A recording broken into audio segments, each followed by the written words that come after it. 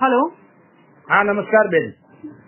જગદીશભાઈ, આખરે અનિરુદ્ધસિંહે ગોંડલમાં બહુ નાટ્યાત્મક રીતે, કારણ કે ગતરોજ જે રીતે સુપ્રીમ કોર્ટે હપ્તાભરનો સમય આપ્યો, સ્ટે લીધો અને આજે સવારના કરી દીધું છે સરેન્ડર. શું છે પ્રથમ પ્રતિક્રિયા? કરી નથી દીધું, કરવાય દીધું. ગઈકાલે નતું કરવા દેવું એટલે ન થયું. ઓકે. આજે કરવા દીધું એટલે થઈ ગયું.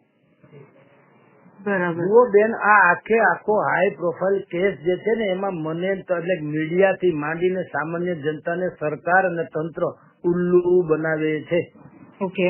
આ ગોઠવણ.com નામની વેબસાઇટ છે ને, અમારા સૌરાષ્ટ્રમાં બહુ હાલે છે. એ આખી વેબસાઇટ છે, નામ છે ગોઠવણ.com. બરાબર. ગઈકાલે સુપ્રીમ કોર્ટે એને કે છે તમે છેલ્લો દિવસે હાજર થઈ જાઓ. સવારના પોરથી રાત સુધી ક્લાઇમેક્સની ચરમસીમા આવી. રાજકોટ ક્રાઇમ બ્રાન્ચથી માંડી વાયા ગોંડલ જુનાગઢ સુધી કોરિડોર રચાઈ ગયો, ખાખી કોરિડોર. આવે એટલે બાપુને પકડી ગયો. ક્યાં જાહે? કારણ કે જ્યાં હાજર થવાનું છે એ તો નિશ્ચિત જગ્યા છે. અદાલતથી જજનું ઘર કા અદાલત બેમાંથી એક તો છે હાજર, કે બીજે કે પાનના ગલે તો હાજર થવાનું હતું નહીં. બિલકુલ. તો બસ ત્યાં તો પોલીસ ગોઠવવાની હતી. તેમ છતાં તમે જુઓ, રાજકોટ થી જુનાગઢ સુધી ખાખી પોલીસની કોરિડોર ગોઠવાઈ ગઈ હતી.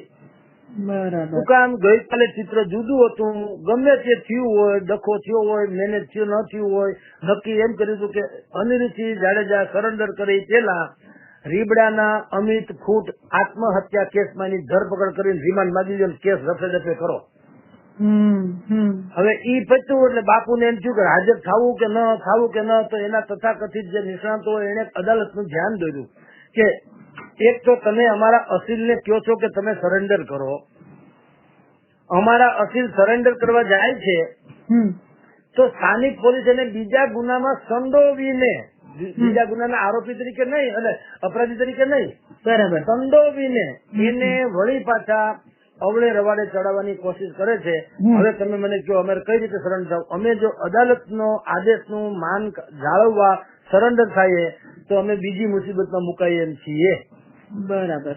તો અદાલતે એવો નિર્ણય તો નથી કર્યો ને કે તમે બીજી મુસીબતમાં પણ મુકાવ તો અમે કઈ જાણીએ નહીં.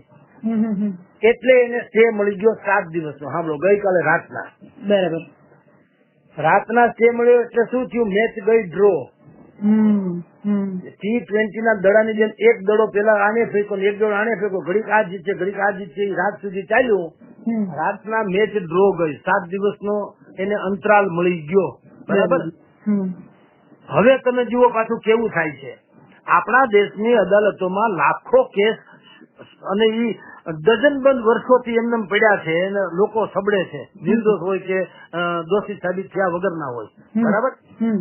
એનો ક્યાંય નિવેડો આવતો નથી. બોર્ડ ઉપર એનો કેસ જ નથી આવતો, ટાઈમ જ નથી મળતો. તારીખ પે તારીખ, તારીખ પે તારીખ. અને આ અનિરુદ્ધસિંહ જાડેજા જેવા આટલા ખતરનાક ને હાઈ પ્રોફાઇલ કેસ છે, એનો 10 મિનિટમાં ફેસલા ઇધર से उधर आ जाता है. કાલ રાતના ફેસલો આવ્યો કે સરેન્ડર કરી દો, પાછો એને રાતના ફેસલો આવી ગયો હવે તમને 7 દિવસનો સ્ટે. વળી હવા થયું ભળી તો ફેસલો પતી ગયો. ના સ્ટે બે કઈ નહીં, તમે અત્યારે હાજર થઈ જાઓ. લે હાલે.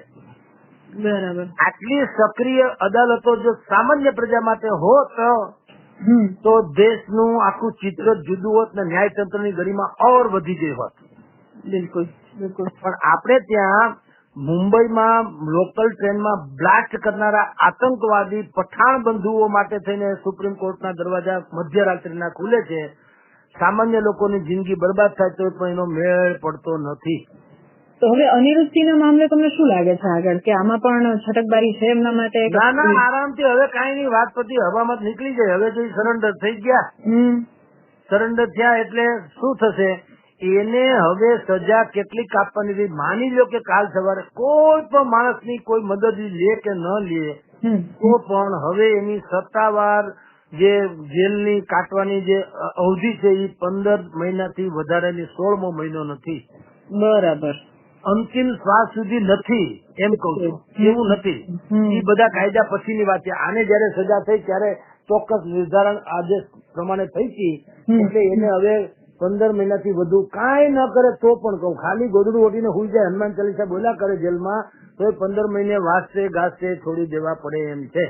બરાબર બરાબર. પણ હવે શું થશે, માન લ્યો કે અત્યારે કહેવાતી રીતે જેલમાં જશે, બે ઘડી માન લ્યો, એ જેલમાં આપણે તમે ને હું જે પિક્ચરમાં જોઈએ છે કે કલ્પના કરીએ છીએ એવું નથી હોતું. બરાબર. ત્યાં ઠેસડા કરે, ત્યાં બાપુ ને જેલર સલામ મારતા હોય. તમે સમજો છે, હકીકત છે એ તો છે, દુનિયા ન માને તો જાય ઘેર. હવે ઈ બધું ઠેસડા કરશે. હવે હું થયું, ઓળિયો ઘોળિયો ક્યાં ગયો? સુપ્રીમ કોર્ટે 2 ચુકાદા આપ્યા છે આમ જુઓ તો. એક, તમે હાજર થઈ જાઓ. બીજું, સરકારને કીધું તમારી સમિતિને કયો અમને રિપોર્ટ કરે કે મિસ્ટર T.S. બિસ્ટ જે સમયમાં આ જેલર હતા, રાજ્યના જેલર વડા હતા, અને જેને અનિરુદ્ધસિંહ જાડેજાની માફી કરેલી આજીવનમાંથી, ઈ ઓર્ડર ને તમે કન્સિડર કરો છો કે કેમ, હા કે ના? બરાબર. હવે તમે એટલે સરકાર, જો સરકાર કન્સિડર કરીને એમ કે ભાઈ હા એ બરોબર હતું, તો પણ વાંચતે ગાજતે અનિરુદ્ધસિંહ જાડેજા 15 મહિના અગાઉ ગમે ત્યારે ઘરે ફટાકડા ફોડતા ફોડતા આવવાના. બરાબર. અને એની સંભાવના ઓર વધુ છે, કારણ કે સરકારે બેયને પાસેથી, બે એટલે કે ઈસ જંગલ में हम दो शेर એના જેવું છે, લીબડા અને ગોંડલ બેયની પાસેથી કામ ઉતાર્યા છે સરકારે. બરાબર બરાબર. તો એના ઋણ હેઠળ છે, એટલે કોઈ પણ ભોગે લાજ શરમ રાખવી પડે એમ છે, નહીતર આય ફાડી ખાય એ ઓછી માયા નથી.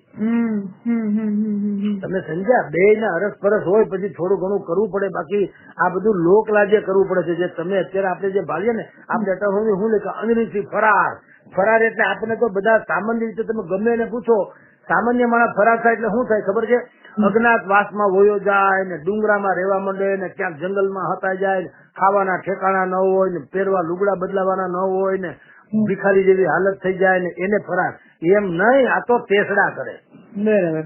ફરાર એટલે એના આકાના ઘરે જે. તમને ખબર બેન, 2 દી અગાઉ આપણી જ એક Gujarati YouTube channel news room, એમાં તો આરામથી ઇન્ટરવ્યુ આપ્યો અનિરુદ્ધસિંહ જાડેજાએ, બોલો. બરાબર. અને એ વાયરલ થયો. અત્યારે તમે સર્ચ કરો, લાગણી મળશે. એના ચહેરા ઉપર ચિંતાની રેખા સુદ્ધા નથી. અને હવે આ તમે કહ્યું કે જ્યાં સુધી પેલા બિસ્ટ નો જે ઓર્ડર આવેલો છે એના ઉપર સરકાર હા કે ના, એના ઉપર હવે આખી મદાર રહેલું અને એ આજ સમજી મોટા ભાગે હાથ થાય.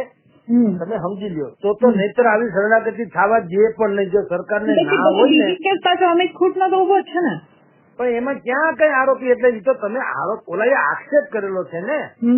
હવે ઈ સુસાઇડ નોટ એ શંકાસ્પદ છે, અક્ષરો મળતા નથી. બરાબર બરાબર. એટલે ઈ કેસ નો કોઈ બીજું અત્યારે લાંબુ બધું નથી રહેતું. પૂછતાછ કરે તો આ લોકો કે ભાઈ તો ખાલી સામે વાળા આક્ષેપ કરે છે, તમારી પાસે છે કઈ આધાર પુરાવા? હવે મતલબ જે આજીવન વાળું છે તો કશું બહુ લાંબુ દેખાતું બિલકુલ નહીં. બરાબર. 15-16 મહિનામાં આરામથી. હા નહીં, 15-16 મહિના નહીં થાય. તમે લખી રાખો ને, તમે આપણે પાસે ડિબેટ કરશું. તમે જુઓ 2-3 મહિનામાં કે સરકારની સમિતિ બેસી ગઈ, લપાઈ છુપાઈને બુદ્ધિપૂર્વક છૂટી જાય. હમણાં ન કરે એટલે હું ગધેડો ન થાય.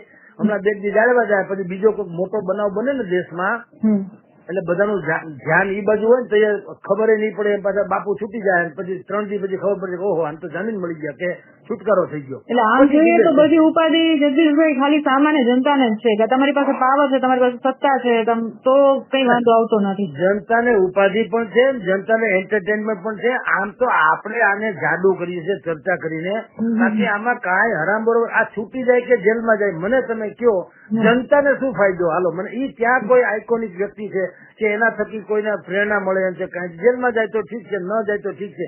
એના પરિવાર ને, એના સંબંધી ને, એના વર્તુળ એના પૂરતી વાતો છે.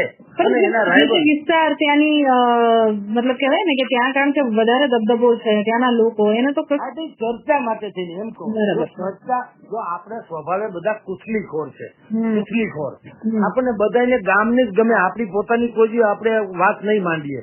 ફલાણામાં ઓલા ઊંટ કહે મેં 18 વાંકા એના જેવું, પોતાના 18 થી નહીં, બકરીની પૂંછ વાંકીને, હાથીની હુંડ વાંકીને, આપણા 18 થી કઈ નહીં. એમ જનતાને હંમેશા બીજાની કુથલી કરવી બહુ ગમતી હોય. શું થશે અનિરુદ્ધસિંહ નું, શું થશે જયરાજસિંહ નું, શું થશે અદાલતનું, આવું બધું કરીને જાણવાની ખબર નહીં કેમ, પણ એટલી બધી ચિંતા હોય છે. પોતાના છોકરા કેટલામાં ભણે છે, પરીક્ષા આપી કે નહીં, 9માં કે 8માં કેટલા ટકા માર્ક્સ હોય એને એના છોકરાની ખબર ન હોય, અનિરુદ્ધસિંહને જામીન મળ્યા કે નહીં ખબર હોય. બરાબર. એટલે આ બધું ઠીક છે, બધું કુચલી છે. એટલે લોકો આપણે તો પત્રકારો રહ્યા અને ચેનલ લઈને આપણે ચિંતા કરવી પડશે. આપણે